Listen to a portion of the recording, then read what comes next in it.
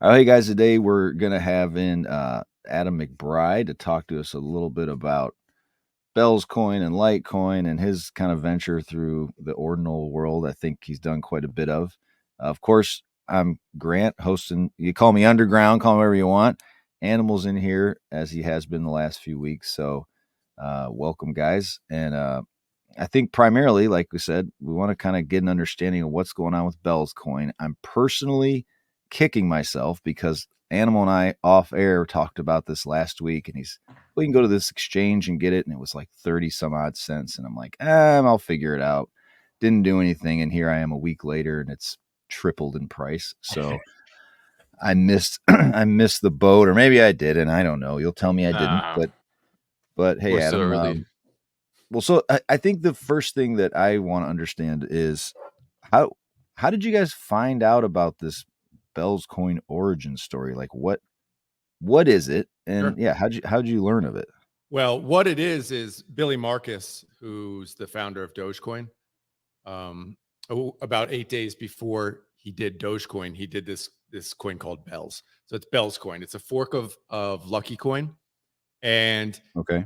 he launched it, and 8 days later, worked with the other co-founder and basically launched Dogecoin. And what happened, so like it does in crypto, Dogecoin literally took off. Like people loved it. It really had that mimetic power that we all know about Dogecoin. And Bells was basically forgotten. Within 18 months, Bells, nobody was mining it, and the chain died. And I had only heard about it this past December, and somebody had basically, it was around the Dogecoin kind of relaunch birthday. One of my friends had seen an old tweet from Billy, which said, where he was connecting with, I think, Jackson Palmer, the other co-founder of Doge, where they were tweeting back and forth. And Jackson was like, I want to launch a coin. And Billy Marcus was like, bro, I'll help you. I just launched my other coin, Bells, like a week ago. And my friend found that tweet, and I had no idea what was happening or what happened back then, but that got my curiosity going, and that got me in the Bitcoin Talk forum and figuring out what happened with this coin. That's kind of my thing. I like digging, and sure enough, that coin had been launched, died out because of lack of interest, and had tried to be restarted by like 4 or 5 other people at various times over the last decade. Failed every time. And when I saw that, and then I read what Billy was actually trying to do back then, which, I mean, look, we all know, if you know Billy Marcus on Twitter, he's basically anti-crypto. And when you look at how he launched Dogecoin kind of as a joke to make fun of crypto. Right. I just thought it was really interesting, literally, that he created the most powerful meme coin on the planet. Here was the predecessor of it. I thought it was an incredible story. And that's when I contacted Luke. Luke helped spin it up, and we basically got it running. And within a week, we announced it, and kind of the rest is history. That's kind of like the rebirth story. The story behind, a little bit of interesting things behind the coin itself, was that when he launched it in the Genesis block, he put the word Nintendo. And that was because if you go read the old Bitcoin Talk forum, he wanted to make it part of, or kind of tied to, this Nintendo video game called Animal Crossing. And in Nintendo, in that game, the in-game currency is bells. It's called bells, right? Okay. And he was like, wouldn't it be great to have this like crypto that you could use like in games or as a trading market and stuff? So And like, and then in the real world also have like some sort of like, equivalent value. Yeah. it's still the thing half of crypto is working for, which is like, can we have an in-game currency? Does it work in games? Like that's still a part of crypto that we're trying to figure out. So I think there's that really cool kind of tie into it. And so he put the word Nintendo in the Genesis block, just like, Satoshi did with, Chancellor on the brink of bailout. He put Nintendo in the Genesis block. And the kind of interesting thing is when he did Dogecoin, 8 days later, he says, and there are tweets that certify this, that he basically, spinning up Dogecoin took him less than 5 minutes, because he literally just copy pasted it and changed the tokenomics a little. But if you look at Dogecoin in that Genesis block, it says Nintendo, and that's a kind of interesting tie-in, with Bellscoin. Well, so you said other people tried to relaunch it. What goes into relaunching it? Is it that like literally none of the coins had even been mined, and no one was running the nodes, and so somebody would download the Yeah, node, start literally trying to mine it, and then just lose interest in it? Is it kind of exactly literally down. I mean, just like in the same way you could take the original Bitcoin source code and relaunch the chain. That's what people had done, and that's exactly what we did. And we quickly learned that 2013 tech is really, really bad. The okay? chain was basically barely running, but within like 12 hours of my original tweet, it became, we were mining it. I was mining it on, my kid's old, gaming PC, right? Um, Mm-hmm. and within 12 hours of me making that tweet, I mean, a lot of people were able to mine it, but people who follow me, are in the mining business, and they spun up, ASIC miners, and within 12 hours, it was being mined by ASIC miners in China, and basically impossible for an individual to mine. And it's gone, Mm-hmm. pretty parabolic in the mining community because there was obviously money to be made. So it had that traction, and there's kind of a whole story arc of, us working with, mining companies, Bitmain and stuff to try and solidify the chain, because it was, 2013 tech that just barely works today, especially when people wanted to like layer on ordinals and do all this kind of stuff for it. So that's been a process. And there were times, I told people, there were times when I thought the chain was going to completely die. We had literally almost full days where the chain was frozen, wouldn't produce new blocks. And luckily, very, very fortunately, Billy Marcus, when I relaunched it, I was able to get in touch with him. He actually helped me connect with some of the Dogecoin core developers, and they helped us, worked with some of the people who came on board with Bellscoin, some of our core devs, to basically keep the chain running. And those guys really helped us move the ball forward to where, the last week or so, you saw it, we released our V3 of Bellscoin, which allowed merge mining and Mm-hmm. actually solidify the chain as like it's like robust now. And I So think that you relaunched the chain though. From what it's not yeah, like there's people who have not we like Billy relaunched has a the chain. wallet from It's not 2013 that Like a absolutely they're not. not gonna lawnmower, I What's that? exactly. guess, right? You like a lawnmower, you primed it and then you I you started yanked the thing. again. Yeah, I mean it's yes, it's a But relaunch. it's a different chain. It's a It's a different chain. different chain than the original Yeah, chain. yeah. Right. Okay. Original Genesis block. Did you change any of the tokenomics, any parameters at all? We didn't change anything. We didn't Oh change anything. yeah. Yeah, it's the exact same. So it has this kind of a different distribution curve than like Dogecoin, which has this very high. Dogecoin even today produces, the mining rewards is like 10,000 Doge per block, which is Mm-hmm. like 1.5 million Doge per day, which is like amazingly high. Bells has this really actually kind of great emission curve, in my opinion. Still fast at the beginning, but it quickly ramps down, and we're coming into those kind of last two epochs. So the next one, which is in about 90 days or so, will cut emissions by 90%, and then there's one more, maybe 180 days later, which cuts it down basically to 2 Bell per block to infinity. So those are the kind of tokenomics that make it maybe interesting, maybe not. But for people who are interested in like, why would I want to maybe hold bells? This is kind of like that interesting tokenomics that gets people, excited, because there was this, kind of long time frame to accumulate when miners were receiving huge rewards and just dumping on the market, and people could get it for, 14 cents, 15 cents, something like that. So there was that kind of like interest around it where people are like, oh, this could be really cool. So But the that's kind of the tokenomics, just like Doge, make it where you almost have to merge mine, yeah, absolutely. right? Because if you tried to survive on 2 bells per minute, Yeah, really rough. it Yeah. So merge wouldn't last mining very was long. the thing. I mean, it's funny because almost immediately after we relaunched, Billy recommended, look, you guys got to merge mine this like ASAP.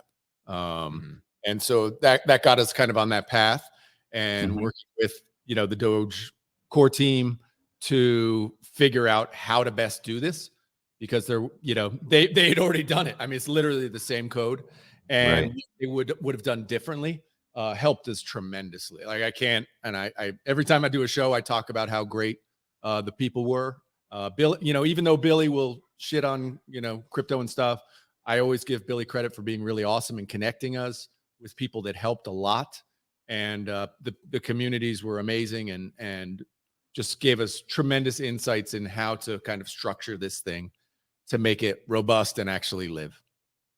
At It's, what point oh, did Bitmain get involved? Was that after Billy was helping you out? Yeah. I mean, Billy helped us almost immediately within the first week. Billy Wow. helped. Okay. So yeah, but they very quick, obviously they were, greatly interested in Bell's for coin from a monetary perspective, to sell their boxes. Right. Hmm. So yeah, they've been there pretty much from the beginning. They contacted us early.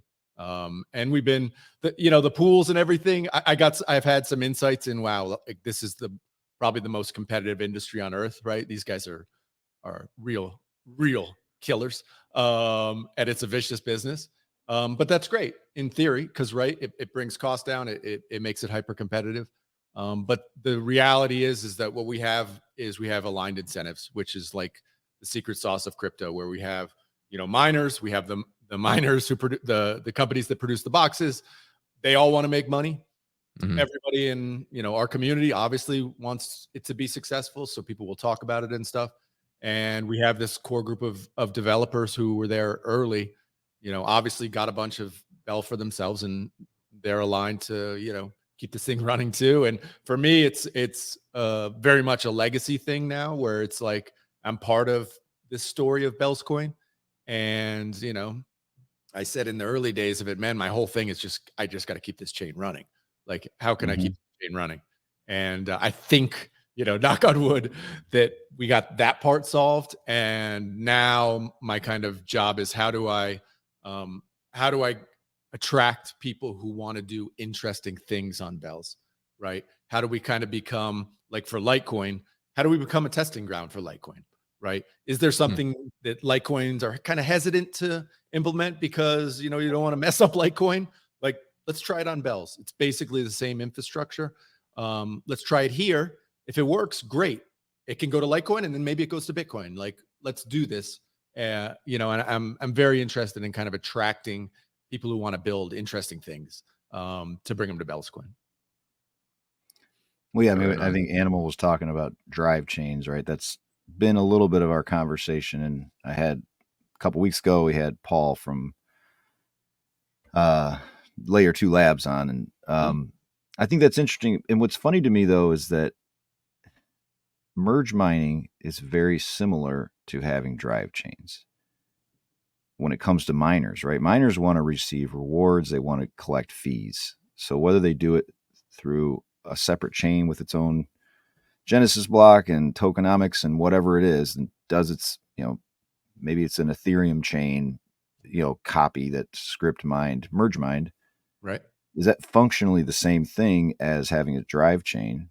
The only difference being the various units of account that kind of compete against each other, right? So it's somewhat collaborative. Everybody wants Scrypt hashing to do well. They want the miners to make money, but you end up having coins competing against each other instead of necessarily maybe like focusing on utility.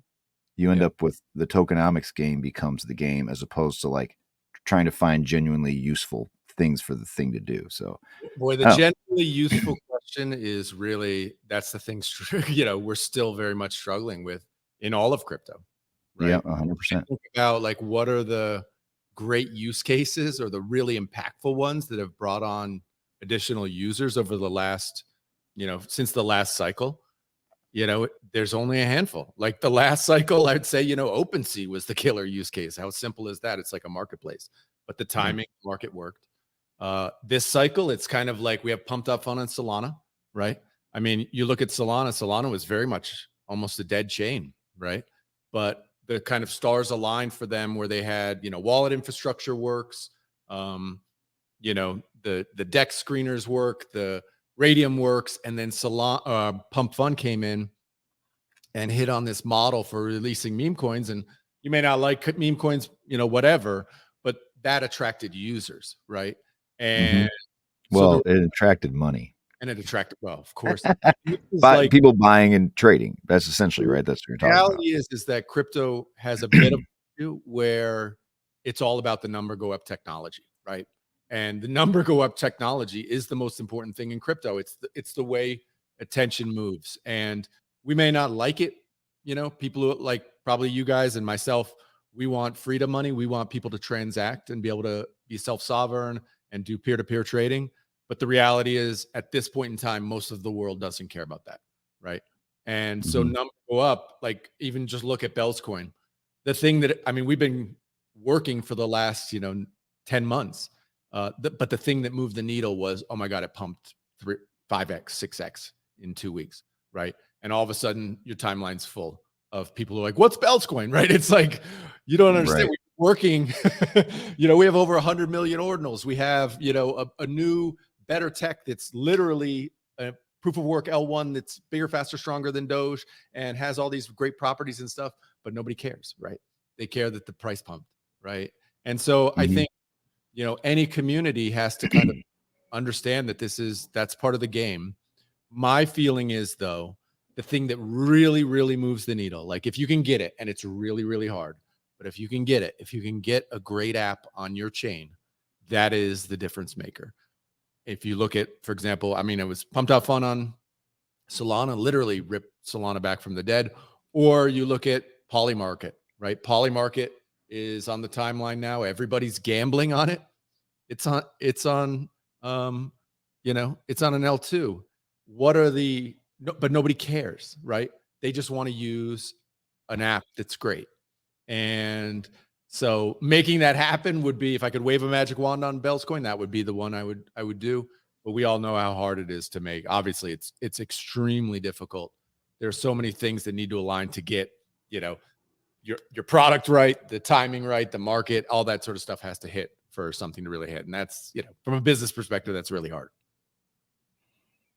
Well, right. In those, the Poly market, I haven't been on there yet, but I have a basic idea of what it is. But it's, it's doing something unique. And we just talked about this on Spaces. That was my whole thing about adoption on Wednesday, just talking about being able to do something with the blockchain that you can't do anywhere else realistically, Sure. or that that you do it easily, or it's easily communicated what the value is. And why is it? I think we've done a poor job.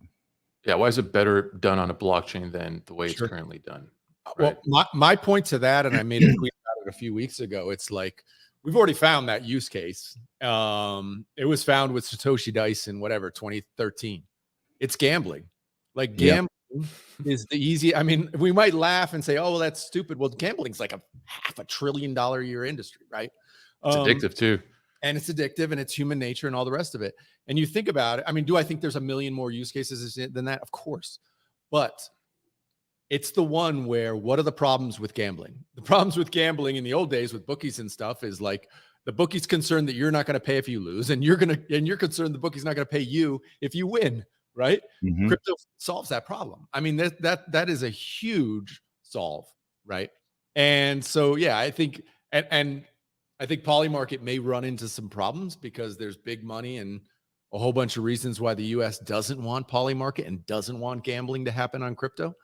But the reality is that crypto should eat the entire gambling market. That's the first killer use case other than sound money for crypto, right? So yeah, I agree. It's not the ideal first use case, right? Well, but the whole point is the easiest to solve. It's the easiest to solve. Absolutely.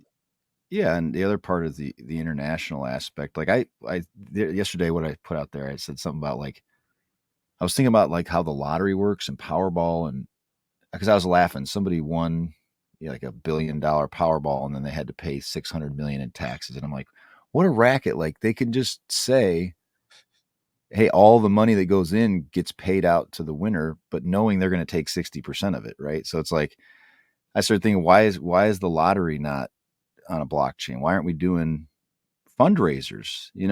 Like, you could raise money from all over the world anonymously.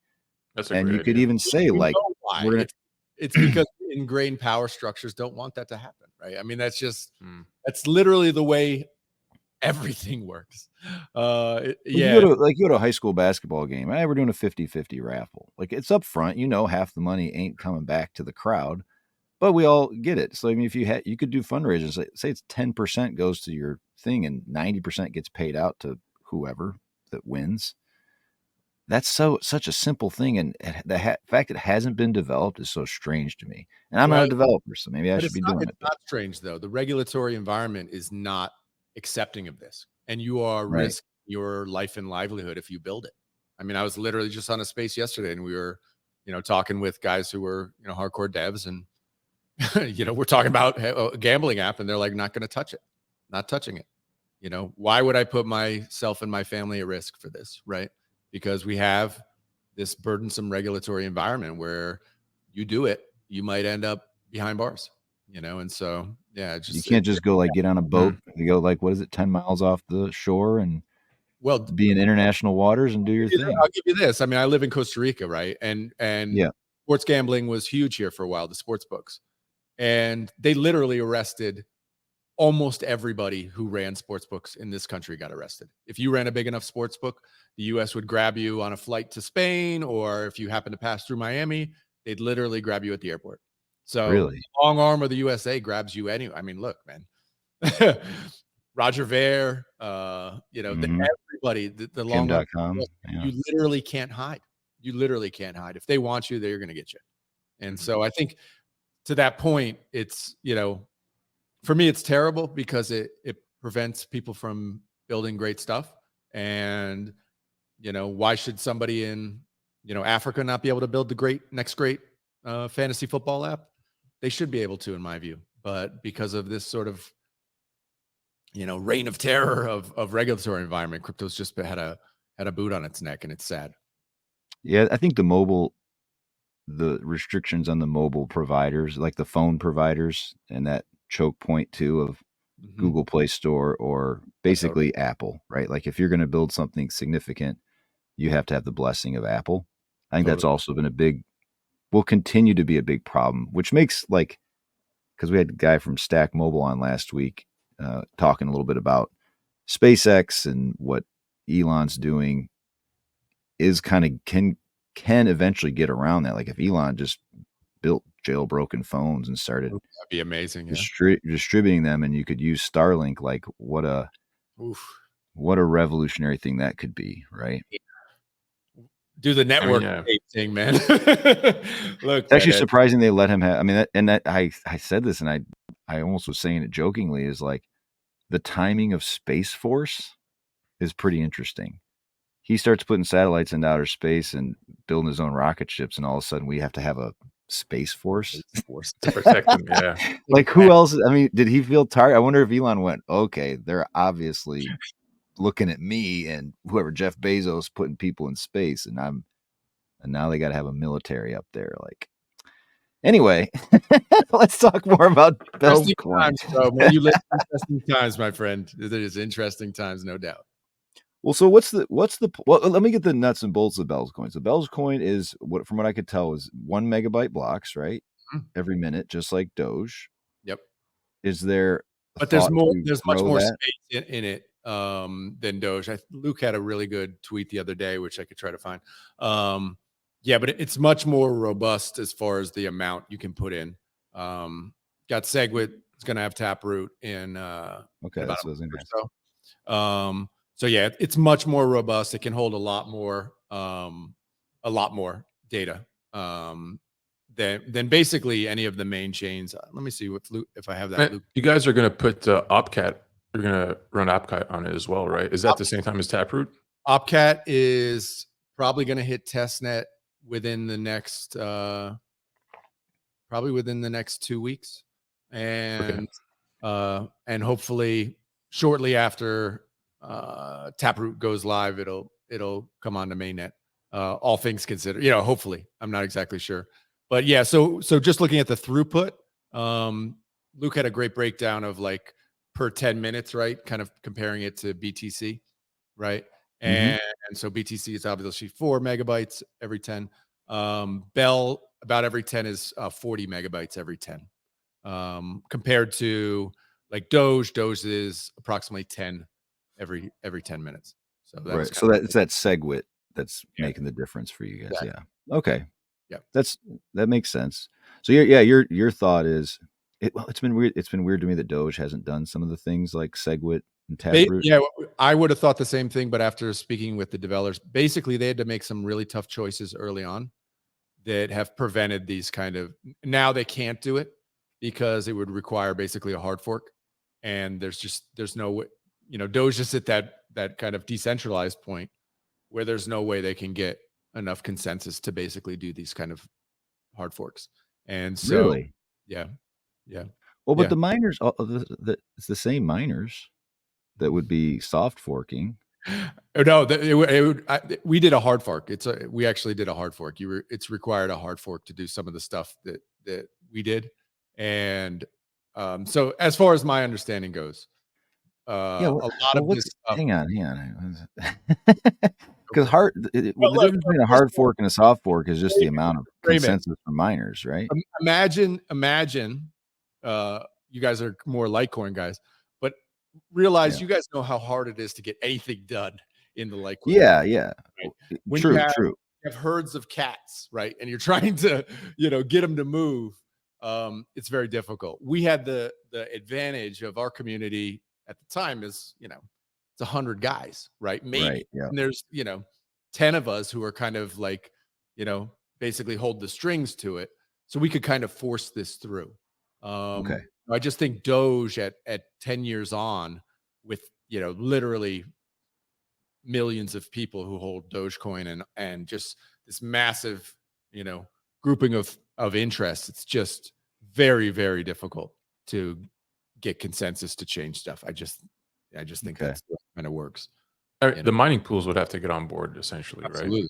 Yeah, that's kind of absolutely. what I'm thinking. Yeah. Because the miners are the same exact miners for all three of these chains. They're the same Absolutely. people, right? Yeah. And I like I've often said, Litecoin's benefited a lot from having Charlie be that figurehead, because it's like we generally are going to go, if he's into something or if he gives the kind of stamp of approval, it makes it easier to get the kind of, I guess we'll call it like the political will to get things done. Absolutely. I think he wishes he didn't have to have that status and that we could do things on our own, Yeah. but that's still reality at this point Yep. until he maybe even just passes away or just totally just decides to completely check out. And that may come someday. Well, so. I mean, Litecoin, it has that. I think it's a little bit of an advantage. Still requires consensus, but you have somebody kind of direct. We see when like Bitcoin has no kind of leader, obviously, and it's just a mess. You can't do anything in Bitcoin, right? When it's a total, we could It's talk all governed day by about politics now, right? Like it's just literally a yeah. political game. Yeah.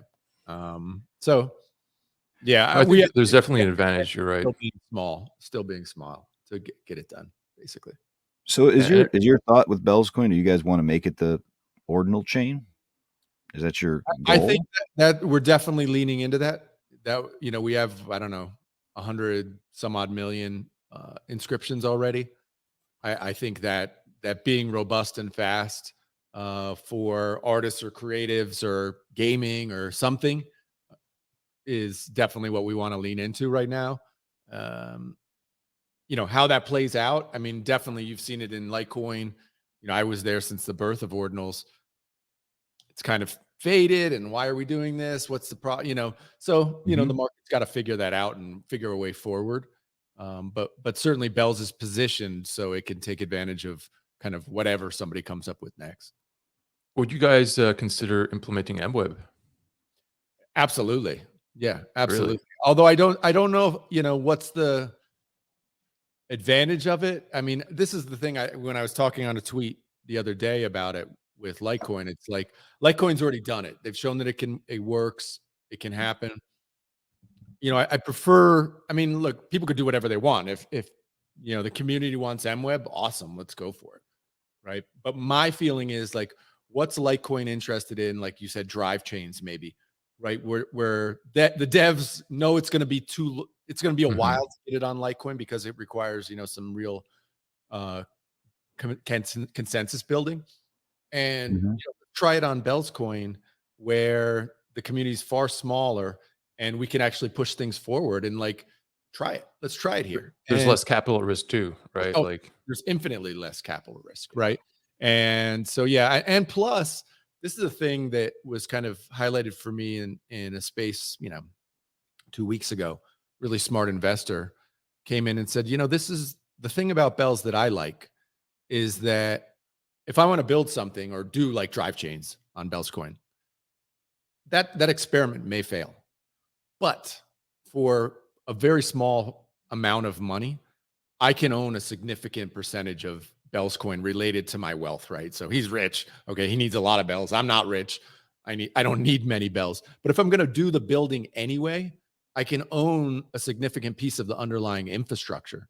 And so when I'm talking about it, when I'm building it, when I'm, broadcasting out what I'm doing on social media, I'm helping support the underlying infrastructure, which I will benefit from regardless of if my experiment or my project works, right?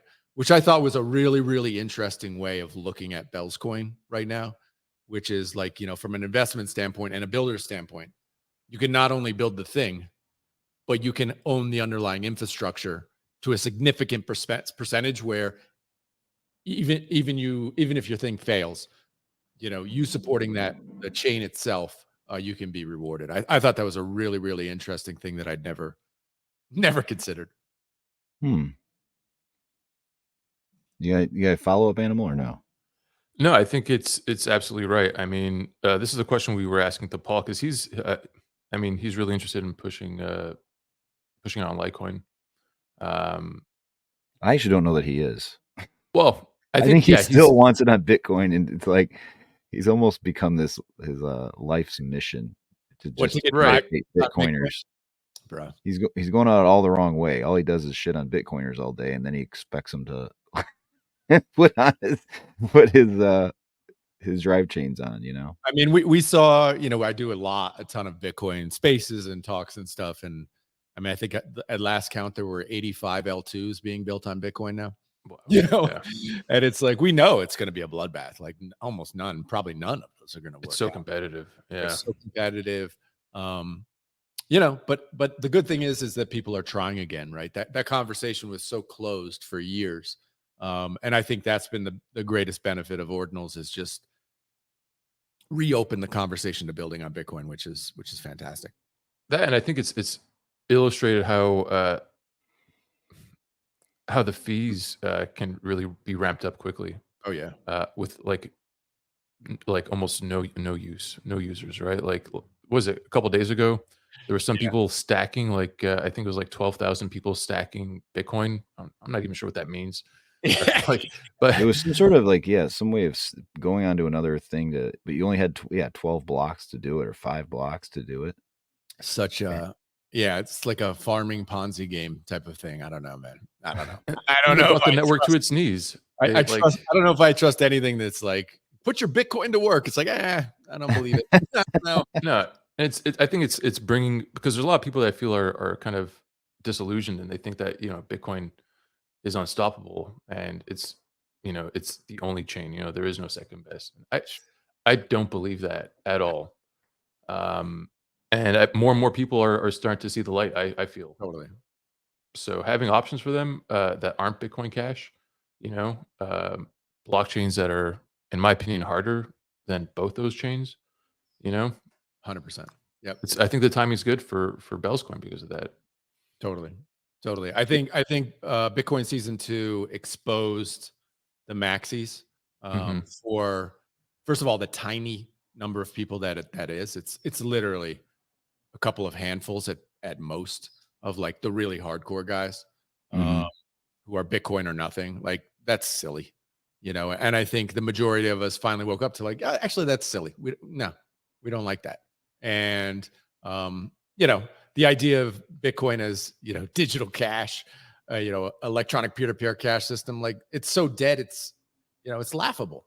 And so those of us who got into crypto for the core idea of like freedom money, like there have to be alternatives. And I think Well, those they've folks left. are They've starting. left. Yeah, Like they're They've done other chains. Lightning was the last hope, and it's become very clear it doesn't work. And so that's been the most disappointing part is like they've just instead of saying, "Hey, okay, it's a little broken. We need to maybe change some things," or look, they've just said, "Well, we don't want digital cash anymore." You're like, "What? right. Yeah, no, How did that just happen?" no, she Like never they said just digital cash. She said it was a store of value. Come on, bro. oh Hub and yeah, my spoke, people. god. Come on, hub and Literally spoke. it's the title of the paper, bro. Come on, man. It's I like in bold. Actually, I have it sitting right over here, I think. it's so funny, dude. It's so funny. But so I always appreciate people who are like pushing envelopes. And obviously, most of the coins and stuff that are launched, it's not going to be anything. But, us figuring this out and figuring out, you know, how to do this, or what's going to be the thing is our challenge right now. And so, how it works, what it works on, it's really difficult. I pose the question as a kind of thought experiment, which is like, you know, I say it to Bitcoiners, and I'll say, if Bitcoin actually was stuck at, $10,000 for Bitcoin forever, but we got freedom money and took government out of Bitcoin, would you be down for that? And the response isn't yet. For me, it's fuck yes, absolutely. I'd take that haircut every day of the week for freedom. Mhm. But the response of the Bitcoiners is, well, the tokenomics makes that it's $1 billion of Bitcoin. Dude, is this about number go up or is this about freedom from the tyranny of governments? What's it about? What are you here for? And a lot of the Bitcoin maxis have been exposed to it. It's about number go up technology for them. It's not Mhm. about freedom. And I think that's been a real awakening for me because I did not believe that was true. So like when Wall Street invades Walk on Wall Street, right? Yeah. This is what happening to Bitcoin. Yeah. Yeah. I mean, look, everybody loves number go up technology. Everybody wants to be rich, right? Yeah. Everybody. And nobody escapes that. That's fine. We understand that. But what are you really here for? Right? I think that core is important. I think Yeah. that became most evident to me when I would always it was the lying. It was the things where you're just like, this just isn't, you're just out there saying false things. And that's what really got to me is that, and again, it's a core group of people. Like you said, it's not like it's everybody who's ever been in Bitcoin. I think the people that are peer-to-peer digital cash guys have moved on, Sure. that I think in the last 6-8 months, really Litecoin has seen a good group of people kind of, I guess, defectors. That's what I would call it. Again, it's the recognition that Lightning doesn't work and I can't get anything done here, right? This drama is not worth it. Let me go somewhere where maybe I can uh, do something. And I think, Bellscoin is funny because we were talking before you came on. I'm looking at tokenomics. I'm like, I don't know, man. This is kind of all the coins got distributed, and now we're finding out about it. I mean, No, merge no, buying is a smart move, but it's it still like having a vibrant coins. Scrypt ecosystem. Like I Yeah. think we're gonna have two different worlds. You have like BCH, BTC banging each other in the head, and SHA. Although it did collaborate, I guess this week a little bit. They talked, but I they're saw. ever competing. There's no until BCH merge mines. I think No, they're just it's going to be the always other going way to be at around, each dude. other's throats. Yeah, you're always going to be at each Bitcoin's other's going to throats. merge mine with BCH. That's my prediction. That'd be Yeah, amazing. dude. No, it's designed that way. Bitcoin Cash has been engineered to do that, to destroy Bitcoin. It is more resilient to hash rate fluctuations than Bitcoin is. Bitcoin stumbles, man. Bitcoin Cash is going to be there, pick up the slack, and it's going to gobble it up. That's a bold. That's That's a bold that's statement, Animal. that's my investment thesis in Litecoin and Dogecoin. And now Bells, right? Like that's why, because that kind of stuff is impossible with script mining. Yeah. Yeah. Interesting. Yeah, that is interesting. I don't know about that, but I Hey, don't look, know. look what I got here, guys. I got this Oh, I love uh, it, man. thing. This is from Bells. this is from 84 million. It's a coaster. It's got the B, the L, and the D, but for B is bells now, I guess. The Yes, sir. How we're deciding? It's funny. I was on his podcast, I don't know, a couple weeks ago, and he's got this really cool like artwork piece, which is the three, Bitcoin, Litecoin, and Dogecoin, art piece, and it's got the Genesis blocks text for each one. right? And Yeah. he didn't know what Nintendo was. He thought, when I met him at the Litecoin conference, he thought it was just, Doge, much wow, much something. He just thought it was like a jokey thing until he realized, oh wow, it's from Bellscoin. Like that was like an interesting thing that he discovered because he had the thing on his wall, for years. And here it was, he like found out for the first time, what that was about. So I thought it was pretty cool. That's some epic foreshadowing, Yeah, for sure, man. really. For sure. But to the point on like Litecoin and just kind of put it this way, it's like I know a lot of people in Litecoin. When I see Litecoin kind of come through my timeline, I still see a ton. People talking about, oh, the number's going to go up. It's going to be better than we're going to get bigger returns than Bitcoin and stuff. I just think that's the wrong strategy from Litecoin's perspective. I think Litecoin really, and I talked with a lot of guys about Litecoin, and I love the idea of the VPM. I thought that was like virtual private money is the best branding I've heard in crypto in like probably a couple of years. Like it's fantastic branding. Like if Litecoin leans into that and leans into like cheap transactions and, Well, that's the thing. Litecoin's We Litecoin's literally the had this largest conversation privacy on coin Wednesday. by market cap, right? That no Yeah. one's talking about. Yeah. But again, then it's back to like, well, how much is the number going to go up? Is the number going to go up? No, it should be like leaning into this like nearly free and private transactions, right? So it's not, then you're just looking for use cases. How do we onboard, do what kind of Bitcoin did early stages, which is like, how do we get businesses? How do we get banks? How do we get individuals? How do we get everybody to use it, right? Yeah, lean into the stability, the security, Yeah, the and literally privacy. don't even worry about number go up. Like literally take number go up off the table for a decade and just talk about use. This is the most useful crypto on earth, right? And it's private. Like that is something that people will be like, "Oh my god, this is great. Oh, that's awesome." And then you can get into the history and the story and Charlie and all this sort of amazing stuff around Litecoin. But the framing of number go up is so, bro, you're never going to be able to beat Bitcoin. You're never, right? And so, I don't know. That's me from a branding and marketing standpoint of just like what Litecoin should and Litecoin, community should lean into because it's your superpower. And yeah, I don't know. That's my rant. Dude, I mean, I've been doing this. I've been doing spaces for almost 3 years, basically saying exactly what you've been saying. I There's a reason why. refuse to talk about the price. I just refuse. Yeah. I think it's the stupidest conversation. It's all completely guessing. Yep. And until you have people that are interested in using the coin because it's useful, it serves some purpose for them, you're just playing a game. It's just pure gambling. Yep. And so Yeah. we talked literally on Wednesday.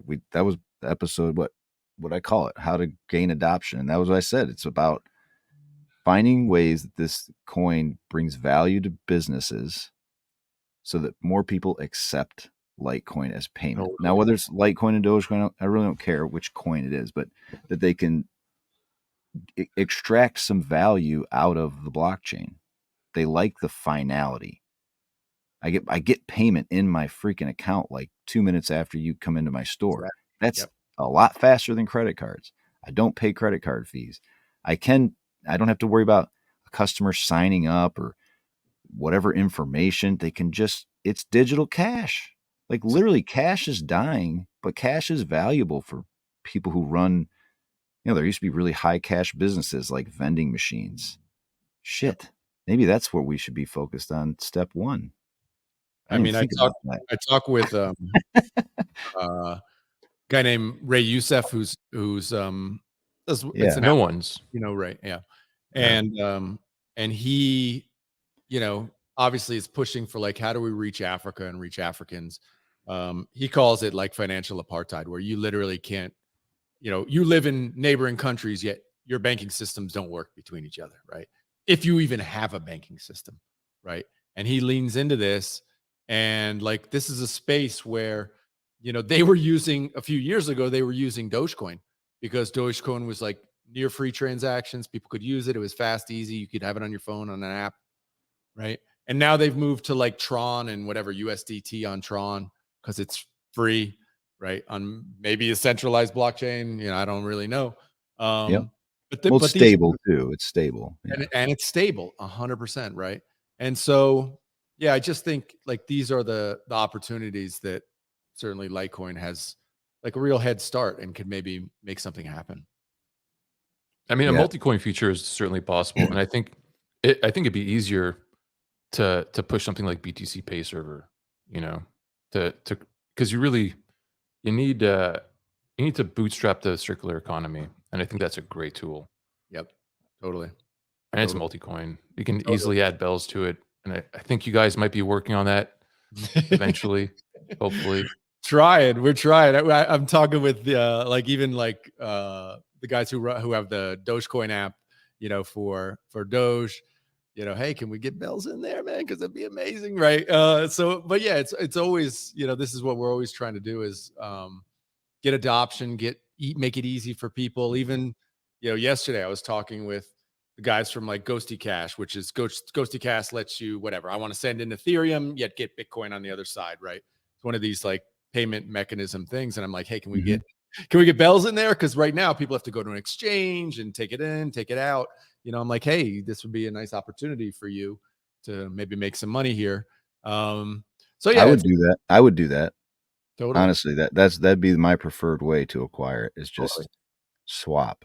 It's a simple Ghost eCash, you said? yeah, it's He's like, sign up right now. now, but Ghosty. Yeah, if you look on Twitter, what is it on Twitter? Yeah, they're good guys. I had them on a podcast.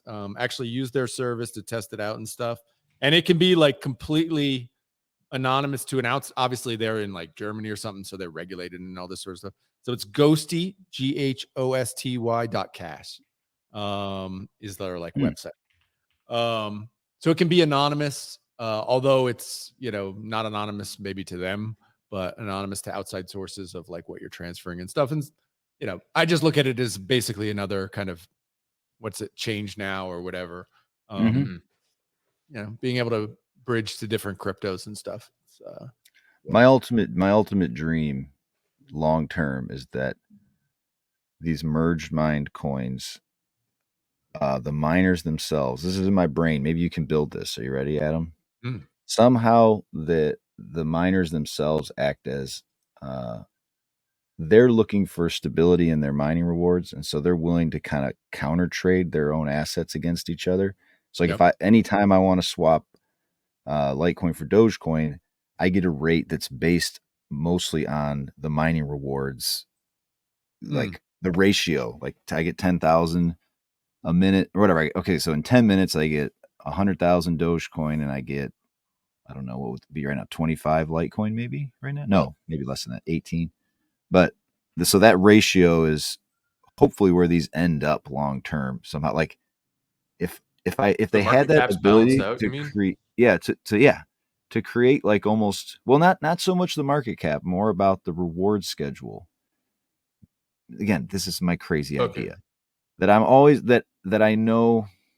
Yeah, they're going to trade against each other consistently. Bells, Doge, and Litecoin. They'll have a certain ratio they trade just based on that reward schedule. I don't know if miners But are going to want the most value they can get.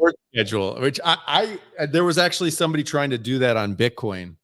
They were trying to basically create a betting market around rewards so that miners, you know, disparate miners or pools could basically have a market, like a gambling market for who Mhm. might win the next block kind of thing, where A people poly can market. It's like Yeah. futures trading, really, right? I Yeah. mean, this is, bro, humans love this, right? The ultimate let's extrapolate everything, right? And bet on it. And bet on it, right? It's so crazy, but yeah, that in theory could remove risks from miners and stuff like that. But yeah, they were trying to. There were some guys. They still may be building it, who were trying to do that on Bitcoin. Yeah, Or like you could uh, like, yeah, you could give money to certain miners, and if they won a block, they had to pay you a exactly. Yeah, reward. Yeah, is yeah. that kind of what it was? But if they That's lost, you exactly just what it was. lost your money, Yeah, exactly. Yeah, and you get odds against it. That's actually pretty cool. it's an People do interesting. love to gamble, man. I love it, man. Yeah, it's just so funny that what you were saying though, because I just can't get over. I feel like our whole conversation on Wednesday, Animal, was, it would have been great to have you in there because we were talking a lot about adoption. Then we started talking about merge mining, and there's somebody in our community who's kind of not a, I don't know. I want to say he's a doubter of merge mining, and it's easy to doubt because you go, this doesn't make any sense. How can you just keep adding chains? Like there's got to be a limit to how many we can add and still. I know that's what I'm saying. In your mind, you go, that doesn't make sense. How can you get something for nothing? That doesn't make Well, sense. there's not. I mean, I look at it. I look at it differently. There's no crypto. Of course, you can get something for nothing. I mean, that's crypto. Magic, You right? get It's just magic. Dogecoin. Literally magic. Yeah. But I mean, at the core, I have deeper thoughts about that. But to merge mining itself, you can, right? I mean, either way I frame it in my smooth brain is, these mining machines are guessing a number, right? And it's like a lottery. They're guessing a number. And when they guess that number, they're guessing it on three different, Dogecoin, Litecoin, and Bellscoin. They're guessing it for all three chains at the same time. And when it hits on one, they win that block, right? But they're just guessing numbers, right? Mhm. So honestly, yeah, you could merge mine unlimited, basically, But, number of chains. And so, but yeah, uh, why, for example, hasn't Digibyte merged mined yet? I don't know. I don't know. I haven't looked at it at all. I was looking that up. I think it is animal, and I Is it? think it's the reward is just not significant enough I'm looking at for the hash rate, anyone to and care. they've only got like 14 terahashes, right? Whereas Bell's now has 867 Yeah. terahashes. We went over whatever. Went over What, 1 petahash or something, right? petahash is a petahash. Yeah. I'm not sure how accurate these numbers are, like where mining pool stats is getting it. Like I'm like, but it is. I feel at this point, Bell's is eternal. Yeah. Right. Like I feel like you guys created something that's going to outlive all of us. And that is, you're the first person who said it to me, and it's powerful. Like that. Congratulations. Thanks. That is epic. Yes, thank you. Has been my goal for the last, from maybe 2 weeks into the project, where I realized how clunky blockchains can be. That was my whole goal. And it feels like we've crossed that line. And certainly this last week, when there were brief periods of time where, Bellscoin was literally had the highest hash rate of any of the, Dogecoin or Litecoin. When I saw that, I was like, wow, this really does feel like, it's going to Probably pretty outlive. wild. Yeah, and it's wild, and I just feel it's feel an honor to be a part of it, for sure. And you did it in less than 9 months. Bro, Like, it's that's like, pretty crazy, dude, honestly. I'm just telling you, the world, like, all I can say is it's blessings, right? I don't know how spiritual you guys are, but it's blessings. And the number of people who came in to help, it's just, fortune or luck or whatever you want to call it. I mean, that we have like this dev team, which is like, I mean, the founder of Emblem Vault, Shannon Code, I consider one of, a true genius and a visionary. And when I connected him with kind of our lead dev and his team, and my founder, Shannon, was like, holy cow, this guy is incredible. And he's never said that about like any dev he's ever worked with. I was like, oh my God, how lucky am I? Like, what are the odds that this guy saw my tweet, decided to get involved, and become like the lead dev of Bellscoin? Like, how is that even possible? Like, that is Right. just complete luck and timing and whatever. That's not me. That's somebody else making this happen. And so that's just a blessing. Yeah, No, I'm kind of hopeful that Bell's becomes, if it does, let's say this ordinal thing becomes, well, it's permanent and kind of NFT world. Look, NFTs are not going anywhere, man. And I look at Well, them as NFTs, and they're not going anywhere, for sure. and so does Bell's coin become the side chain, drive chain that does ordinals, and that's just your jam, and it does, in a way, does leave Litecoin to just continue doing what it's supposed to do. you can't control this stuff. It's Can't all going to control. become, it's going to do what it's going to do. But I kind of do like that idea of, if you're interested in it, you can go do it on Bellscoin. It still helps support hash rate. It's good for securing all these chains. And it's, in my opinion, that's basically the same as a side chain. So this is another, because we talked about this with Paul. What is the difference? There really is not a huge amount of difference when it comes to supporting miners, because that's really, at the end of the day, what we have to have is vibrant ecosystems that feed the miners. Totally. Mhm. 100%. 100%. You know, it's interesting. And I mean, I don't know how much you guys know about my history, but you know, I was there, we were there at the birth of Ordinals. We actually had Casey on our show 6 months before, you know, Ordinals Oh, went wow. live. So we're there at the birth of Ordinals and at the birth of, you know, Ordinals on Litecoin. And it's so interesting. Like, you never know. Like, they didn't take off on Litecoin. I thought it was going to be great. Thought there were going to be builders and it was going to be, you know, it was really going to take off, and it kind of, you know, puttered Yeah, out. Litecoin's narrative has been trashed by the maxis so hard. Like, Yeah. they pick on us, man. Yeah. They really do. Yeah. You know, I just, there's so much, these things are so complicated. You know, I wish, you know, Litecoin, more Litecoiners would have been bullish on it and like taken an interest in it, and, you know, built out some wallets that are easy to use and just made it easier.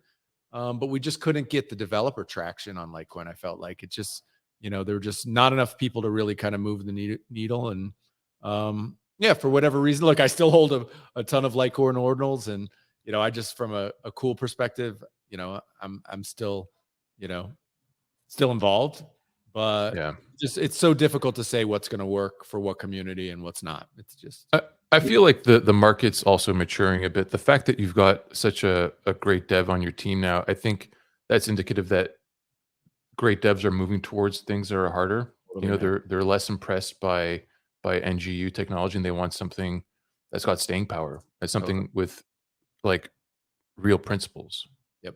right? Yep. I think so. Um, I mean, they and so do I chase like, narrative. They chase narrative and they chase the yeah, money through and they chase attention. There's no doubt. I mean, you know, we saw that with Bitcoin ordinals. I'm just, obviously the 85 L2s and all this sort of stuff. It's like, you know, I've talked to devs from like literally every blockchain on earth who've come back mhm. to Bitcoin or come over to Bitcoin, right? Because, you know, the users come, then the money comes, then the devs come. And the devs, yeah, That's definitely happened. Um, and part of it for Bells, I think, is, you know, when number goes up and people are excited, you know, if we can pull devs, like I've talked to probably 10 devs over the last week of, literally, I'll be in their DMs like, hey man, come build something. I see you're thinking about building this over here. What do you think about building it on Bells? Right? You know, it's going to be near free. I can connect you with our core devs. I can get you lined up. I get you all the APIs and everything. Like, you know, try it over here. If it breaks and fails, doesn't matter. You can buy a significant portion of the infrastructure for 20 grand, and, you know, you can buy the underlying token for 20 grand or something, and, you know, be a part of it. I don't know. That's my current strategy for attracting, you know, trying to attract that killer app, which is going to like actually move the needle for Bellscoin long term. so That's you're more concerned with that, which is, I mean, like a lot of people, myself included, we're kind of curious when Binance, you know. I heard there's a rumor that they're mining bells and keeping the rewards. I think there's zero question they're mining bells. Zero question. I think what Okay. I've seen now from the pools, and we saw this, like if you notice the hash rate early on when it first went to merge mining, all the pools jumped on board. Like the pools Mhm. were all there. They didn't announce and make it open to the people who are in the pools for a solid week or so after. Yeah, You they're like, guys, you can Mm. put your addresses in Yeah, now. oh, just here, let's put out a small little email where you can put your, you know, put your Bell's address. Like, you know, these guys are not stupid. And Classic so, miners. classic mind. Look, these guys are, I mean, I've learned they are savages. I mean, I Yep, love business and I love competition, but these guys are the top, tippity top alpha killers, for right? sure. Um, Yeah. so yeah, they'll make it available. And we saw one, I think, what was it that was like, we're not going to offer bells. And it was like, Yes, you are. Yes, you are, because eventually all your miners are going to leave. Like if you can make I don't know what it is, an extra $5 a day on your mining rig, you're going to make $5 a day. When all it takes is one button to move, like they're going to move. And so yeah, everybody will come on board. Who are they to counter trade Bitmain? You know what I mean? Like Bitmain literally Paper. dictates the reward or the difficulty adjustments on Bitcoin, right? Like their their release schedule, their production schedule Yeah. dictates difficulty adjustments, Yeah. right? Their shipping schedules, their batch schedules, right? Like all these things, Yeah. they make it happen. They make it happen. I mean, people who argue that, these chains are somewhat centralized, this is the biggest argument in my view. It's like, yeah, these miners, it's complicated. Like there's no easy solutions in crypto, and Bitmain and the whale that it is, Yeah. that's a big one, man, for sure. For sure. I mean, I think they've created an environment where Bitcoin can thrive and Litecoin can thrive. So I don't think they're doing too many shenanigans. If they are, it's certainly like within the margins of still having the environment work. But Sure. I really like there's companies like Locotech, right? That I think it's really important for people to support. Yep. We need competition. Dude, we need it. Yes. 100%. Yeah, desperately. Yeah. It's rough when you're going up against the 300-pound gorilla or whatever. Yeah, they're. I mean, look, they've been great. I'm Absolutely. literally in DMs with them this morning, right? But you understand what they are, and they are in the business of making money and selling boxes, Yeah. and get in line or get lined up, because if they want to, what they say basically goes, right. So yeah, it's a challenge, but you hope I've that often wondered. I'm sorry, in a minute. I Go say ahead. I've often wondered why they don't, why they even sell the machines. Why not just mine them? I mean, honestly, if you can outcompete everybody, you would be like, how much Bitcoin would they have if they just decided they They were would going to mine? destroy the environment though. People would they would lose trust. yeah, I get it, but it's There's a interesting limit because to that's what a they can do. strategy, Yeah. and I'm sure they're doing. I mean, as we all know, they do. They front run mining. sure. But they have There's a every right to burn-in do that. process, right? Whether it's a day, a week, a month, who knows? But like, there's a burn-in process. You got to test those miners before you shut them out. You know? But I mean, again, they're well within their right to just not sell them. Like Yeah, in I'd a way, rather you got to that be than glad that they do sell them. have to RMA it. You know, like that's annoying. Get a batch of miners, you got to send half of them back because they don't work. You know, it's time is Well, money. these guys are smart, and yeah, they're in the business of making money, and they've yeah, it's interesting. That's for sure. This was a big eye opener. I did not and I still don't fully understand the mining game. Obviously, it's complicated, like any significant business. But I learned a lot over the last 10 months for sure about mining. Yeah, A lot. it's interesting. I got to say, man, I meeting shit, I'm forgetting his name. Who's who's the young guy? Luke at the summit, seeing him speak, and I just was impressed by him. He's just people. Sometimes you can just tell by kind of the way they speak, and a lot. I mean, this sounds really like ethereal, but like in his eyes, like you can just see he's got a spark, right? Good dude. Super smart dude. Really sees the field, kind of thing. I know I've heard your name float around, but getting to talk to you, I feel the same way. Like you guys, I feel like you guys have the right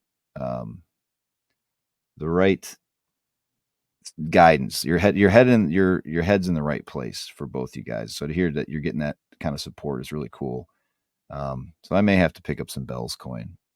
I wasn't sure before talking to you what we'd be getting ourselves into. I wish I'd have just I talked to would you last week because I'd have 3 times as much money. I would absolutely trade Bellscoin stuck at $1 forever if it becomes the global currency and freedom money. Like, so my kind of North Star is pretty clear. It's too late. It's $1.20. It's too late. It's too late. I already missed the boat, right?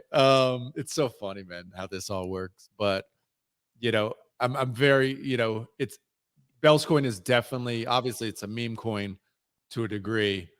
But I think the more interesting thing, at least right now, is the blockchain itself and what's possible. Kind of this like bigger, stronger, faster version of Dogecoin. which I think, I'm trying to lean into right now. The meme coin narrative will play out over time. I think that's kind of just, and the story behind it, obviously, that's what grabs everybody at the beginning. But really, my focus right now is like, how can we build some cool stuff? How can we get some cool devs over here? Try out some stuff, throw some stuff against the wall. Most of it's probably going to fail, but do some really cool stuff rather than just copy pasta what the other chains are doing. Like actually lead, like actually do something really cool over here, and that's what I'm leaning into now. It might not all work, but the chain itself's hopefully going to live now, and we can become this kind of testing ground for Litecoin and for Bitcoin itself, and so that's my focus now. No, You must really like this bellswall.com. Oh, you're on there? Yeah, that's Man. I mean, like, literally that guy Owen, on Twitter was in one of our spaces and was like, I'm a builder, I want to build stuff. I was like, awesome, let's do it. And yeah, he just like builds stuff, and like, yeah, it's like a suggestion wall for what he should build next, and just throwing ideas out there and stuff. It's awesome, man. I love that stuff. You can put your lottery up there, Grant. Your lottery idea up there. Absolutely. Actually, I think that's where we got that. He was on a space with me, I don't know, this past week, and we were talking about that after he had built the wall, and then we were going through like what ideas had come up, and stuff. It's so cool, man. That stuff is awesome. Yeah, it's encouraging. I like what you're saying, and that's what I've felt like I've run into a little bit on having this drive chains conversation. Is it more Litecoins? There's a lot of what I'll call that Bitcoin mentality of like operating out of fear a little bit. Like, I don't want to break anything. Sure. And that can get really detrimental. And also, like, I do think we need to stray from Bitcoin's path, because not that Bitcoin's doing anything wrong, but they're just not doing anything. Yeah. And I think that's going to be harmful. That you can't continue to just say, well, it's going to go up just because it's going to go up. And that's the only thing you do with it is put it in a Coinbase account and look at it. Like, I don't understand how that is anything. How that became the narrative. So interesting. I think this is the cycle, obviously, of L2s, right? This is kind of L2 cycle. And I'm not 100% convinced that L2s are the way to go, right? I'm this idea of, it was kind of floated in Bitcoin season 2 of like, well, every L1 becomes like a side chain of Bitcoin. That's possible, right? It's possible that each of these kind of big L1s just become specialized in their own way. And maybe Litecoin is digital cash, and Ethereum is DeFi, and Bellscoin is NFTs, right? Who knows what these might be? And then it's simply a matter of how do we interface the chains together, which is actually what my core business is, right? At Ember Vault, which is like, how do chains kind of, how do you move assets around between chains, which is one of my thesis is that we may end up just with like a bunch of specialized L1s. Yeah, I don't know. It's going to be really interesting to see over the next decade how that plays out. Yeah, and that may just be the best for decentralization too, right? Absolutely. It's funny because it's almost like you go, yeah, it sounds good, and then someone's go, yeah, but how do I get rich off of that? That doesn't help my coin go up in price. So like, that's not good. We need another plan. Well, we're seeing it now for sure in the East space, right? Where everybody, I mean, Sony launched an L2, or talked about launching an L2 yesterday, right? We have, various NFT projects, which are like, we're going to launch an L2, right? We have Base, we have Blast, all these L2s. You can literally launch an L2 in 15 minutes if you have a couple grand yourself, right? Today. So what happens in 2 years when it's a minute and it costs you $2 to launch an L2? So there's infinite L2s, right? What happens then? What's the value? Where's the value? Why would you do it? Who's the guarantee they'll exist in 5 years from now? I mean, what's the benefit? Again, we're getting back to what's the benefit? What's the use case? And again, so that's kind of why I'm leaning into this idea of like, well, how can I let's find those use cases? Because that's where the real winners are. But It's a Dude, how many challenge. L2s? How many L2s have to rug you before you go? I'm not touching an L2 ever again. One Yeah. I one mean, time you lose your money in an L2, you're like, this is stupid. Maybe I'm not playing twice. these games anymore. what am I doing? How, I mean, we've seen it now how many times, even with Blast, who I think, Pac-Man is one of the great marketers in the space. They can only give away their token for so long till people are like, well, what is this anymore? It's almost like that had like a 4-month run and it's done, and I don't know. I think actually the reality is Base has this kind of like, Coinbase has a real advantage, with Base as their L2, and it doesn't have a token, which, will speak to, maybe people who want to be in the kind of US regulatory framework where I don't have to worry maybe so much doing stuff here. So maybe they have an advantage, but I don't know. Yeah. You can't launder money through NFTs on Base, can you? You can definitely I mean, that's what these people are doing. there's this I don't know if you saw there's a a meme coin over there called Brett, right? Where it launched and it was at $1 billion and people are going crazy. Turns out, they pre-mined 99% of the token, right? Controlled the entire supply, and you're just like, but I Who still did? Coinbase did? no, the people who launched that Oh. token. Oh, right? okay, gotcha. Yeah. It had basically the entire supply, but people are talking about it like it's some fantastic meme coin. And it's like, bro, if you're buying it at $1 billion valuation, you are the exit liquidity, my friend. Yeah. So anyway, yeah, this is yeah. Well, it's part of the reason why people like Bellscoin is that it is like literally mined, right? So there was no pre-mine. So it kind of has this fair narrative, which people obviously this people don't like. Well, they kind of do like the idea of, like Brett with 99% pre-mine, because the number go up is fantastic. Look at this, man. It's $1 billion return. Yeah, but for who? I mean, I don't As long know. as you don't get dumped on, yeah. Like I don't know. Although now, Animal, like I said, how many times do you get burned before you learn? And maybe it's a lot more than 2 for a lot of people. I feel like That devs are smart though. I feel like by nature a developer doesn't like they're used to just trial and error and they don't like making the same mistake twice. Absolutely. Yep. So perhaps that's why we've attracted a really good dev to Litecoin, Hector Chu, who's been doing a bunch of stuff porting MWeb to mobile wallets, BTC Pay server, and like you said, you guys have I forgot the name of the developer you were talking about, but you have your own Rockstar dev. Yep. And I don't know what their stories are, but it's possible that they were involved with some tokenage at some point and then saw the light, and Exactly. saw that proof of stake was the best option. Well, yeah, talented people would probably gravitate to the chains that are valuable or like meaningful because they recognize that like building something valuable and worthwhile is more important than just scamming people all day. Like, they're probably, again, they're morally aligned if they're hardworking, good people that are actually talented. Talented people appreciate talented. They don't want to scam people. They want to just make money off their talent. That is true. Yeah. Talent likes Right. working with talent. Definitely. They have reputation to maintain and they probably already have some source of income that, gives them what they need in life. So why ruin a good thing that they have? Why taint their relationship or their reputation? By the way, when can we expect MWeb on a mobile wallet? We have it already. It's already out. It's already done. Well, So it's officially, in like testing, right? Yeah. So there's Kind of done. Light Wallet has a beta, or rather, it's an alpha called New Breed or Newborn. Excuse me. Newborn. It's called Newborn.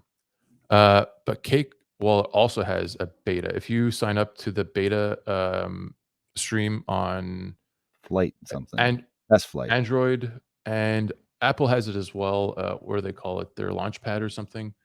It's called Test Flight. Test Flight. Right. Yeah. So you can download the Coinbase, Cake Wallet beta, and their implementation, I gotta say, is pretty impressive.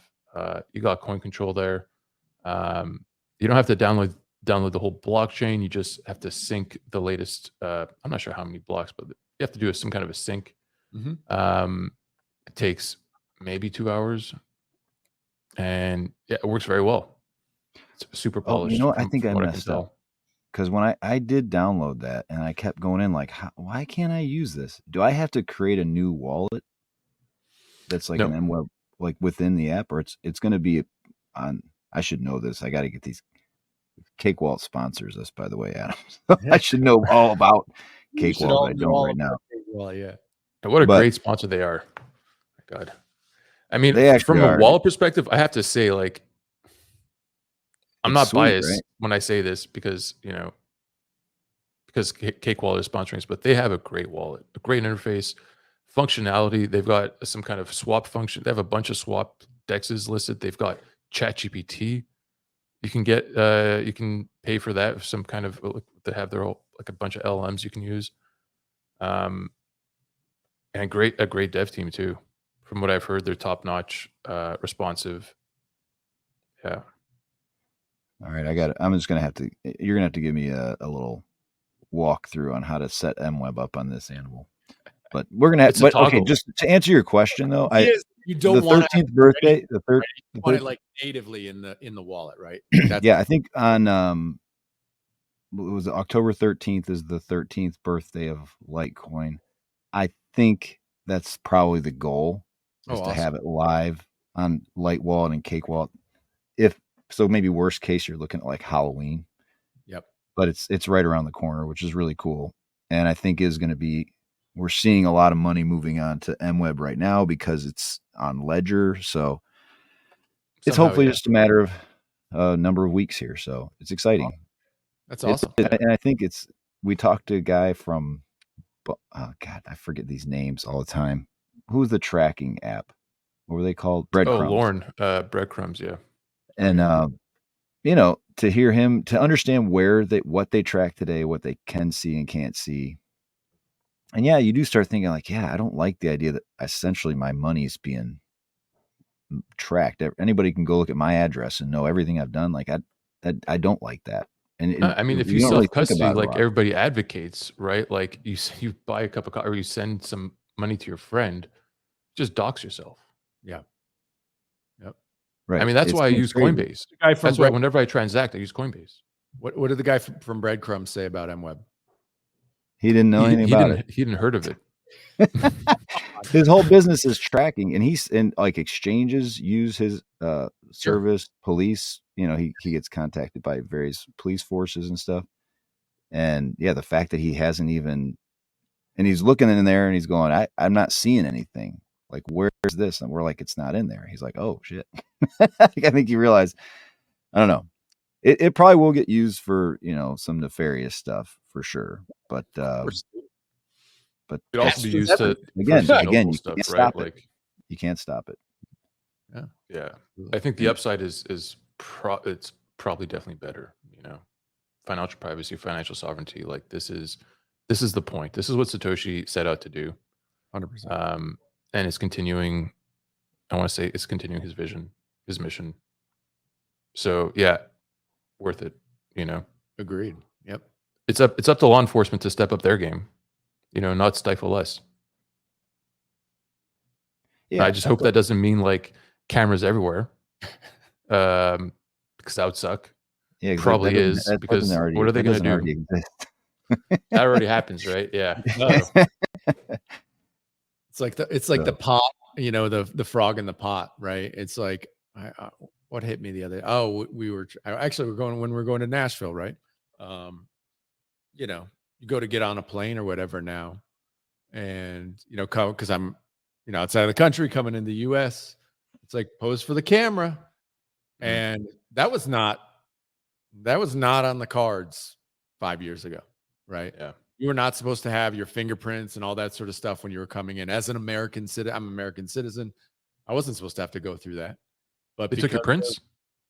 I've had my prints done before. Yeah, coming in. Yeah, where put your hand on the scanner, and it's like if you say no, well, it's like okay, back to the special room you go, right? And it's just like, yeah, I feel like we've been slow boiled into just, okay, do whatever, and it's, yeah, it's terrifying, I think, at the end of the day. It is wild. The compliant ones are tracked endlessly. But meanwhile, it's like, Bro, I mean, during COVID, anybody, I mean, I barely, don't want to, I understand being compliant. Like, who wants to to go against the herd? What I've realized, what COVID really woke me up to, was, you know, I'm not the guy hiding Anne Frank in my closet. Like, I'm not that strong, right? I realize what a special person it requires to be literally that brave. Like, to do stuff like that you almost need to be superhuman to do that sort of stuff, because I got the jab. Like, I had to do it. Like, my job, I had to do it. It was required, right? I didn't fight against it because I wasn't willing to give up my job, And so I realized, like, it's herd mentality is strong in humans, like, to get along. And you know, I think COVID was a yeah, good wake up call to us all, and it helped me a lot to see, like, wow, man, take some stock of who I am as a person, and realize that you're not this hero that you thought magically you were gonna, you would fight against the Nazis, right? It's like, I don't know, man. Like, you realize, dude, it's really hard to do that, and I think it was a yeah, great yeah. call to all of us, and me especially. I just look myself in the mirror and be like, man, you weren't as brave as you thought you were, and be able to, now coming out of that, take stock and be like, well, what are the things that are important to me, and what are the things that I can support, which isn't necessarily super brave, but I can support Litecoin in what they're trying to do with private money, because I think it's important, right? And I can that's something I can do, right? And just trying to lean into things that you think are important, and help humanity. Right That's on. good. Yeah, I mean, COVID was I think a learning experience for a lot of people. Paradigm shift after paradigm shift. Um, Huge time of confusion and fear. Totally. So, yeah, I mean, we owe it to ourselves to forgive ourselves, forgive our friends or family. Totally. You know, you can't blame anyone, Yep. really. Yeah. Yeah. Uh, I was, well, I think, yeah, I think we're in a good spot, don't you? I've got a couple of questions if you still have a bit of time, Adam. Tons, man. Yeah, go for it. Yeah, I don't All want right. to take all your more. But go ahead. Yeah. Hardware wallets. Is that on the roadmap?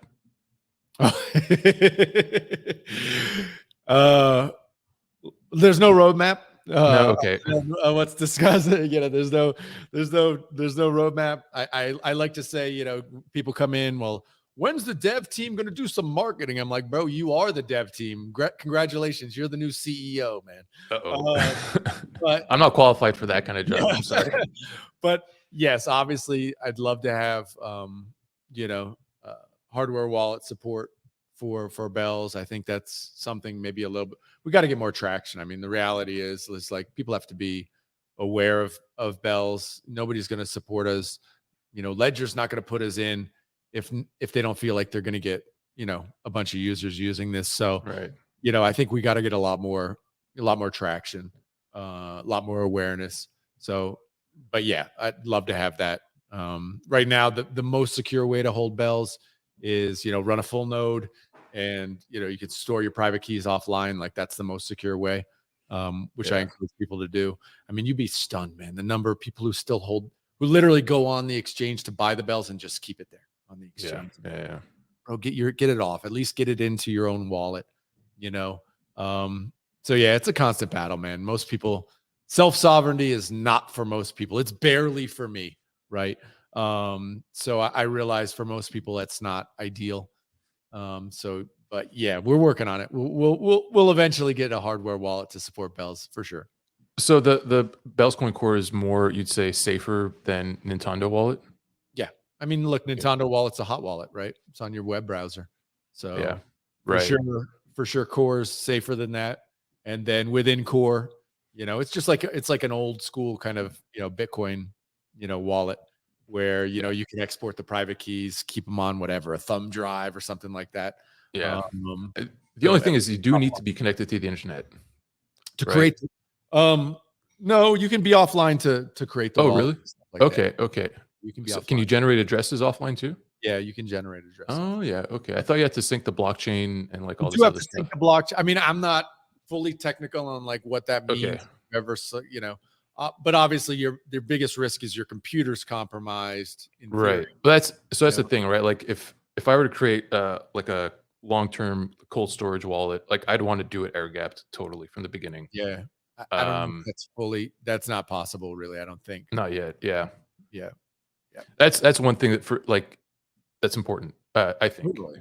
So, I mean, it's Bellscoin Core. I'm sure is great, and the reality is, if you install Windows or Linux on a new machine, like you're gonna be fine, That would right? So be that's the reality. But there's an opportunity for people that aren't maybe aware of the risks that don't do that install it on a compromised machine, and like so there's an opportunity for people to make mistakes, and I think those are largely eliminated with a hardware wallet. 100%, Um, I 100%. have one more question that's super off topic, but related to you living as an expat in Costa Rica. Sure. Costa Rica's got a pretty large regenerative medicine sector. I don't know if you're aware of this or not. Not really, but No? interesting. Okay. I All mean, a right. little bit. I know medical tourism and all that kind of stuff. We get kind of different silos of tourism here. Mhm. Medical tourism is one. Dentistry is kind of this other one where you can Right. get dental work done kind of very inexpensively. Um, they also do I don't know, plastic surgery is kind of this Yeah. other that's in there, but regenerative that I hadn't heard about other than like because I'm over 50, I've gone and got my like T registered and that sort of stuff. And so is that what you're talking about? This kind of like I was the talking about stem cells specifically. okay. Oh no, that I Yeah. don't know. Yeah. This is Okay, because animal I heard that you guys obsession. I am obsessed with stem cells. I think I think the fact that they're not widely available in North America is criminal, and that whichever politicians or lobbyists are responsible for blocking it, um, should be held accountable for all the pain and death that they caused. Man. Yeah. Uh, yeah, I mean that's pretty strong, and like, but I wholeheartedly believe it. I've been to Mexico a couple times. I initially had a rotator cuff injury that was causing me a ton of pain. I Totally. couldn't sleep without painkillers. Yep. Doctors here in Canada, I'm Canadian, by the way. Doctors here didn't even have time to see me. I made an appointment with my GP. She checked it out. She's like, okay, yeah, okay, I need to send you to a specialist. I didn't get a call back from the specialist's office to make an appointment until 3 months after. That's And just then my appointment was like 6 months after that. bro, So, socialized medicine. If you want to talk about socialized medicine, I got so many stories from Costa Rica that'll just make you want to burn down the government, literally burn it down. And is I it can, socialized down there? and it's Yeah. terrible. Nobody Okay. uses it. The moment you have enough money to not use it, you opt out of the system. Socialization. Look, I'm a libertarian. I started as a communist in my 20s. I am All right. fully libertarian now. And that is simply through running businesses, dealing with government, working for government for a period of 5 years. That will completely make you a free market guy and anti-government. And seeing people who literally needed to go into an MRI because they maybe had cancer, and okay, great, you're scheduled for 4 months out. Like it's terrible. No, and I mean, Terrible. doctors here, they were just going to give me stronger and stronger anti-inflammatories until Yeah. my whole system was ravaged, right? And like, thankfully, we have the technology, and like, I was able to look and do some research and find that stem cell therapy was available in Mexico. So it Uh, didn't. I mean, shoulder. In a former life, I had spas and was a massage therapist, and I know okay, shoulder is one of the hardest ones to actually like fix and heal. well, so like, I have like, I still have a torn anterior and posterior labrum, but I had a bunch of bursitis, a bunch of tendonitis, and all this stuff, and I got a bunch of stem cells injected in my shoulder, and it saved my life. Honestly, Li- I was at the point where like That's incredible, dude. I couldn't snowboard anymore. Like any small bump would just cause like a wave of pain to Yeah. radiate from my shoulder to the rest of my body. And it literally healed you. That's amazing. Yeah, yeah, yeah. And I mean, if you look at all the people that are hooked on opioids in America, that's that's what this stuff will fix, Yeah. right? Like if you replace opium with stem cell therapy, suddenly you get rid of like the opium epidemic. People have quality of life. Yeah. The problem is, of course, that pharma companies can't really patent We get stem cell back to this technology. aligned incentive thing, man, and where's the Yeah. incentive? And yeah, the whole idea of socialized medicine. I mean, I don't want to take your the pod off track here, but God, we could talk for days. No, we're gonna Well, have the stem cell guy on the pod at some point. yeah, Oh, we've Yeah, kind my of stem decided cell guy's coming on. Yeah. we're happy to venture off crypto completely, but um, today or whatever RFK dropped out, I was going to support RFK because I do think that the little I've learned about the pharmaceutical and the whole medical industry and how research is done, if you want to call it quote unquote research, and how gamed that whole system has become. I think that it's an atrocious system. I mean, it really it's bad even in America that's not socialized, right? Even the pure privatization has led to its own problems. And well, I yeah, mean, the and problem is I hope they say, America hey, RFK, it's not privatized at all. It's controlled by insurance companies and the biggest insurers, the U.S. government, and it's not at and all. regulation. It's regulated to And death. it's not free market at all. I mean, my mom would tell the story of, when I was a kid and, the doctor visit was, $8 and, competition and free markets. I mean, literally it's the only thing that works. And we have experience and know it's the only thing that works, but yet we still fall into this model of, insurance and governments coming in and stepping in and providing insurance and paying for stuff with insurance. And it's literally the worst model. Like, I Right. mean, the obvious example and the ones people like to use, what if you had to have insurance for your food? Get ready for, $800 loaves of bread. I mean, it's like, it's just the worst, but we've got ourselves in this cycle. And I just don't see many good alternatives to get out And of it. And it's so entrenched. Like, so the biggest excuse here for people or for doctors not being able to recommend, or I guess what is the FDA not being able to recommend stem cell therapy? They say it's because there's not enough research. But then you hear stories about, was it Berkeley University? They were going to publish a paper uh, about some research they did on expanding stem cells, like taking, umbilical cord tissue and expanding those stem cells to have a greater yield. And apparently, one of their, the night before they were going to publish this paper, I think it was Pfizer. Don't quote me on that. But some big pharma company said, like, listen, if you publish this, we're going to pull your funding. You know, yeah. so these guys are super powerful. They're just, Mhm. throwing their weight around, and they don't care about us. They just care about the money. Well, and it comes back to since everything is rooted in fiat money, the government can essentially by proxy control 100%. the whole game, and that's where you're just like, there's no escaping. I was at medical instrument manufacturers last week, and I went to their headquarters, and it was like it was out of a movie. This place was so futuristic looking, and I'm just sitting there going, "There's so much fucking money in this. Like, there's so much money being made that it would make your head spin." And it's all because it's essentially government funded, right? The flow of taxpayer money that goes through these companies it's unbelievable. Well, But look, what I was Bitcoin, going to say though, like with RFK dropping out, like he was the guy I was supporting because he understands this and can speak to like the criminal nature of what's going on. And I hope that maybe Trump announces he's going to make him director of health and human services. I mean, I Oh my doubt God. that's even like thinking that there's that system is going to change because of one person. It makes me, I know I'm insane to even speak that. yeah, But it feels like, but at going- least somebody who can actually verbalize it accurately to be able to have some sway over the general public, I think that's a big step to identify the problem and to get people to realize like we have to go a different direction.